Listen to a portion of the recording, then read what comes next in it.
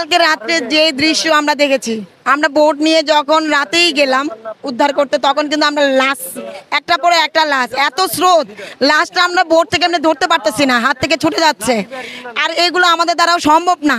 ঠিক আছে, আপনার প্রশাসন যারা আছেন তারা একটু আগে আসেন। এখানে সীমা আগে অল্প কিছু আপনার প্রশাসন আছে, তাদের দ্বারা সম্ভব হচ্ছে না, আর আমাদের দ্বারাও সম্ভব হচ্ছে না। আর উপর লেভেল যারা আছে তারা একটু পানির ব্যবস্থা করে দেন, ত্রাণের ব্যবস্থা করে দেন, বোর্ডের ব্যবস্থা করে দেন, আর কিছুই চাই না। বাসা বাড়িতে যেসব মানুষগুলো আছে তারা কাকুতি মিনতি করতেছে এবং ছাদ থেকে জানালা দিয়ে তারা মানুষকে ডাকতেছে, স্বেচ্ছাসেবকদেরকে, যারা তাদেরকে উদ্ধার করে। কিন্তু যে গাজীতে 2 নং বকাদানা ইউনিয়নের কুটিরহাট ওইদিকে মানে অনেক লোক আটকা পড়ে আছে। সোনাগাজী 8 নাম্বার 2 নাম্বার মানে সকল ইউনিয়ন, আর পাশাপাশি দাগনভূঞাতে মিডিয়া কাভারেজ হচ্ছে না। মিডিয়া কাভারেজ না হওয়াতে ওইদিকে কেউ যাচ্ছে না, মানে অনেক সাহায্য সহযোগিতা পাইতেছে না কেউ। তো আমরা চাইতেছি ওনাদেরকে উদ্ধার করে অন্তত এদিকে আনা হোক, তাহলে মোটামুটি হয়। আমাদের মানে ত্রাণের থেকে উদ্ধার করতে হবে। ওখানে প্রায় একতলা পর্যন্ত পানি চলে আসছে, মানে মানুষ যাওয়ার মতো আর কোথাও রাস্তা নাই। আপনারা প্রশাসনের মাধ্যমে হোক, স্বেচ্ছাসেবীর মাধ্যমে হোক, যেভাবে হোক সোনাগাজী দাগনভূঞা মানুষদের উদ্ধার করেন, এই হচ্ছে আমার কথা। অ্যাকচুয়ালি এখানে এমন অবস্থায় এত পানি যে আপনার বোট দিয়েও কাভার হচ্ছে না। ঠিক আছে, এখন যারা স্বেচ্ছাসেবক লীগ আছে, পুলিশ আছে বা আর্মি আছে, ভাই তাদের দৃষ্টি আকর্ষণ করে বলতেছে। আমরা এখানে কিন্তু তেমন পরিমাণে কিন্তু প্রশাসনে কাউকেই দেখতেছি না। তো আমি প্রশাসনেদের দৃষ্টি আকর্ষণ করতেছি, এইগুলো আমাদের দ্বারা সম্ভব না। আমরা সাধারণ মানুষ যতটুকু পারবো অতটুকুই আমরা হেল্প করতে পারবো, তার চেয়ে বেশি আমরা পারবো না।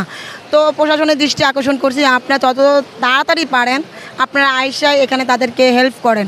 কেউ একদম এত গভীরে এত দূরে আছে যেটা স্পিড বোট যাওয়া যাচ্ছে না বা সম্ভব না, এত ঢেউ এত স্রোত। ঠিক আছে, আমরা দেখেন, আপনি একটু দূর থেকে দেখান, আমরা কিন্তু এখন আছি আপনার চট্টগ্রাম আর ফেনীর যে হাইওয়ে যে রাস্তাটা আছে ওখানে, এখানে স্রোতটা দেখান, তাইলে আপনি বুঝতে পারবেন যে রাস্তার মধ্যে এরকম স্রোত। তাহলে আপনি বুঝতে পারেন যে আমাদের যে ঘর বাড়িগুলোতে আছে ওগুলা তছনছ হয়ে যাচ্ছে। তো বাজার এই যে রাস্তা জ্যাম, পানি উঠছে, যেতে পারতেছি না। আমি গাড়ির চালক, আমি ড্রাইভার। 2 দিন, হ্যাঁ। এখানে মনে করেন আপনি দোকান থেকে কোনো একটা কিছু নিলে 10 টাকা জিনিস 20 টাকা নিচ্ছে, বাধ্যকতা খেতে হচ্ছে। আর রাস্তায় ঝামেলা তো আছেই, বাধ্যকতা খেতে হচ্ছে। কারণ কি করব, না খেতে পারবো না। কালকে দিন দুপুরে 1টা বাজে ভাত খাইছি, আর এখন কিছু খাই নাই, দোকান নাই, ভাত খেতে পারি না, কিছু নাই। মানুষের জানা দেয় তা নিয়ে খাই। এখন আছি ফেনীর লালফলের মাঝখানে যে ঢাকা চট্টগ্রাম হাইওয়ে রোড, ওই এলাকাতে।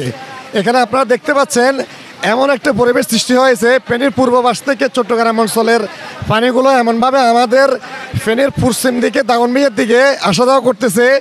এখন আশেপাশে যে এলাকাগুলো আছে রাস্তা থেকে পূর্ব দিকে পশ্চিম দিকে, এই অঞ্চলের এলাকার 2তলা 3তলা পর্যন্ত পানিগুলো পড়ে গেছে। কিন্তু পানির যে স্রোত যে পরিমাণ বেড়ে গেছে, এই পরিমাণ বেড়ে যাওয়ার কারণে নৌকা দিয়েও আপনার উদ্ধার করা সম্ভব হচ্ছে না। বাসা বাড়িতে যেসব মানুষগুলো আছে তারা কাকুতি মিনতি করতেছে এবং ছাদ থেকে জানালা দিয়ে তারা মানুষকে ডাকতেছে, স্বেচ্ছাসেবকদেরকে, যারা তাদেরকে উদ্ধার করে। কিন্তু যে পরিমাণ অবস্থা, পানির যে স্রোত, সেই স্রোতের কারণে নৌকা আপনার বিপরীত দিকে উল্টো, আপনার পানির স্রোতের কারণে তারা বিপরীত দিকে যাচ্ছে। এই কারণে উদ্ধার কাজে খুব ব্যাহত হচ্ছে।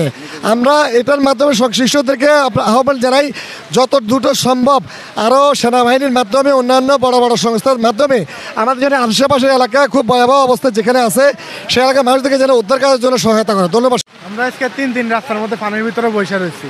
3 দিন না আছে খাওয়ার কিছু, না আছে কোনো কিছু। গেলে এতটুকু খিচুড়ি বেছে 150 টাকা, না খাওয়ার মতো অবস্থা। এমন অবস্থায় আছি আমরা এখানে, পানির ভিতরে গাড়ি, কারোর সাথে কোনো যোগাযোগ নেই, নেটওয়ার্কের কোনো সিস্টেম নাই এখানে। নেটওয়ার্ক বন্ধ আজকে 3 দিন। গতকালকে মোটামুটি কিছু যোগাযোগ করা গেছে, আজকে একবারে যোগাযোগ করা যাইতেছে না।